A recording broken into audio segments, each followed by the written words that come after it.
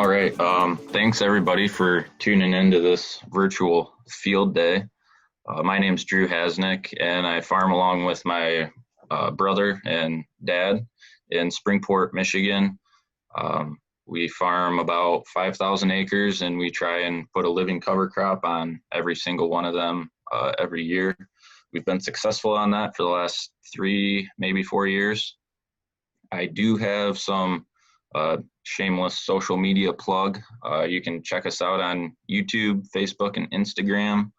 My page is called Undercover Michigan, and that came from basically the fact that we want to put cover crop on all of our acreage, and obviously we're in Michigan.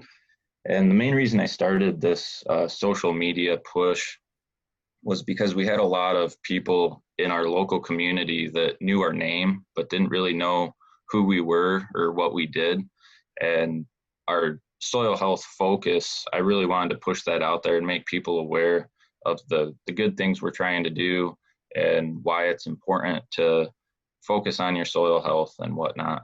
So if you want to tune in to Undercover Michigan and check out some of the stuff we're doing on our farm, that'd be greatly appreciated. So yeah, I think you can go to the next slide, Monica.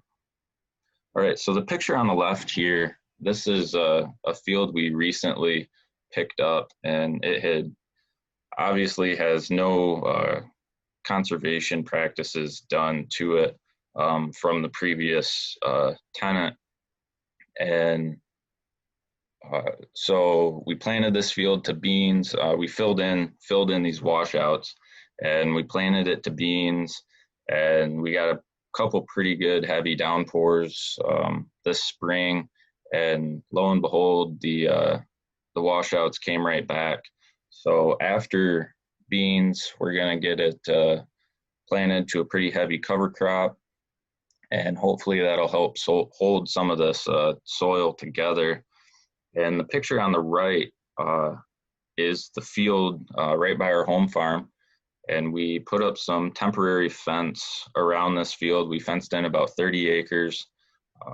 The whole fencing cost to do that was only about $2,500 for fiberglass posts, for all the wire.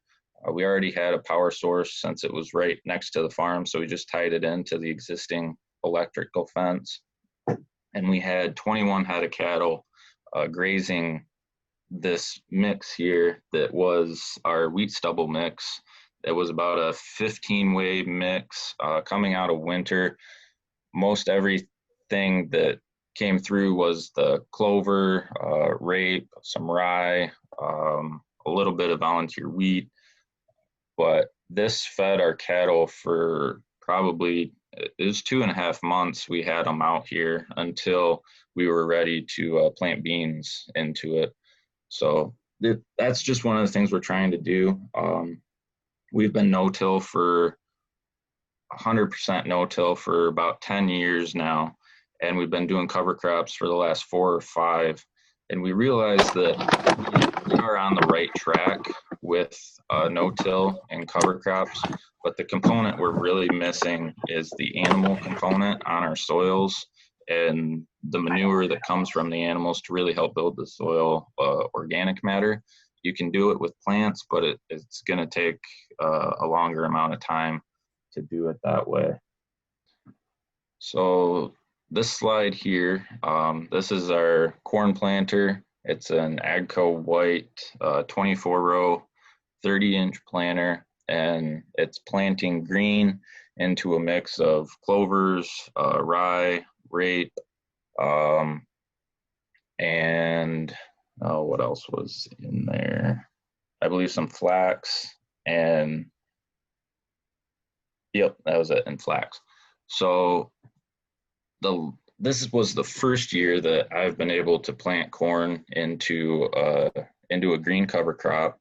We've been wanting to for the last couple of years, but with the sprayer timing and beans and corn, we were afraid that there was going to be too much switching the sprayer over to spray between those two crops, but really we only had to do it a couple times, and it allowed me to plant green, which was an absolutely amazing experience. I could plant about 1.5 miles faster than I would on just a regular no-tilled field or a corn-on-corn field with no cover crop on it that I'd been doing for years past before we got big into the cover crops. So not only is it more efficient that way, uh, the soil tilth is so much nicer, and the soil itself is much more mellow. The middle picture here, I just stuck the shovel in the ground and pulled up a handful of plants, and that's what I got. Yeah, I don't know if you can see it too well in the picture, but there's a lot of nodes in there, nitrogen uh, being produced by the clovers that we had. That the corn will be able to take that up. We don't account for that nitrogen from the cover crop in our fertilizer application. So we don't change our nitrogen application because of the cover crops, really. It's kind of a difficult thing to measure how much N is actually available from the cover crop.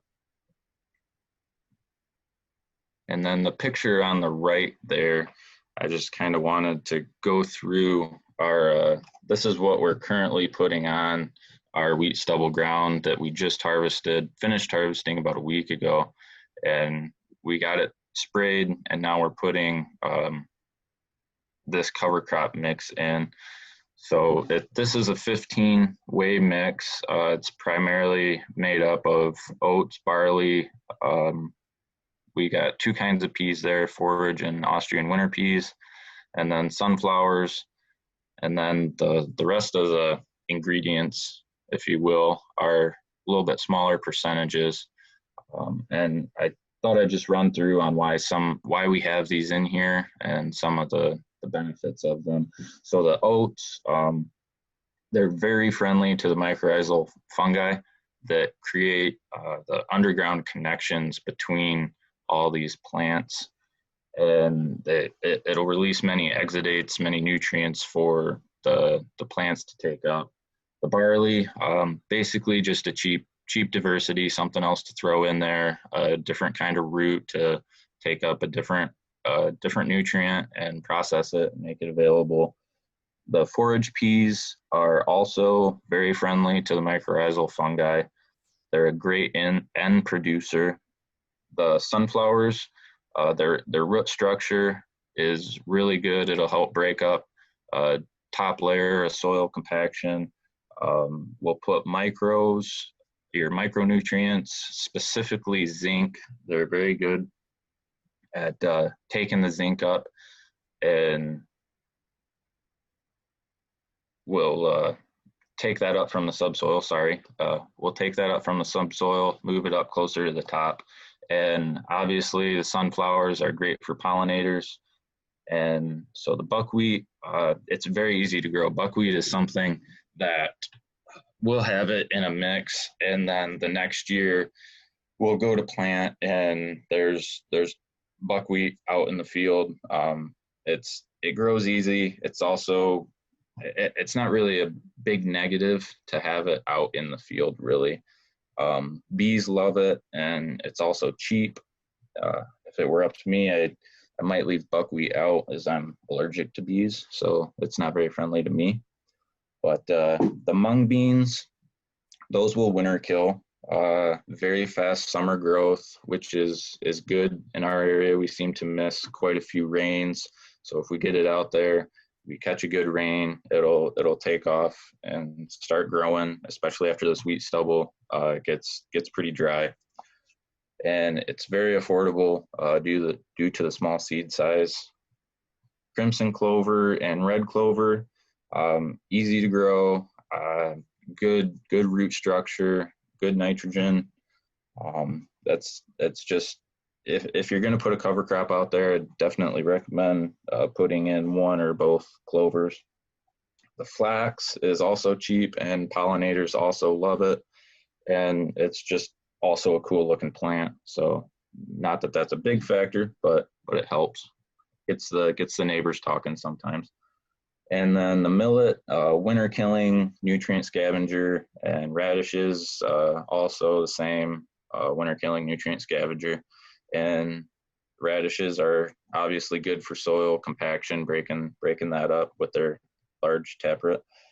The sun hemp is a good end producer and produces a lot of biomass for weed suppression. So that's another thing.